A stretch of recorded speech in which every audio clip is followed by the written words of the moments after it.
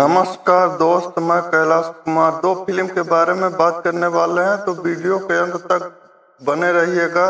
और हमारे चैनल को सब्सक्राइब नहीं किया है तो कर लीजिएगा ताकि नोटिफिकेशन मिल जाए। जैसे कि आपके सभी के बीच पवन सिंह और खेसारी लाल यादव की न्यू फिल्म आपके सभी के नजदीकी सिनेमा घर में दशहरा के अवसर पे आने वाली है, यानी 20 तारीख को आप सभी के बीच सिनेमा घरों में रिलीज किया जाएगा।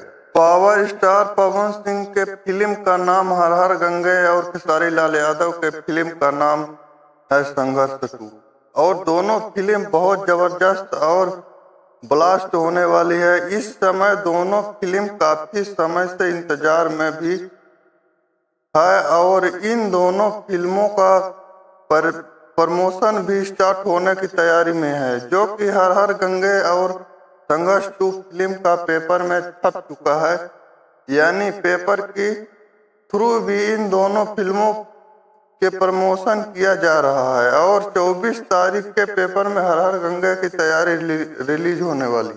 तो पावर स्टार पवन सिंह और पावर स्टार खेसारी लाल यादव जी की किस फिल्म को पसंद होने वाली है तो कमेंट करके जरूर बताइएगा। और मेरे चैनल को सब्सक्राइब नहीं किया है अभी तक तो सब्सक्राइब कर लें ताकि नोटिफिकेशन आप तक पहुंच जाए। नमस्ते।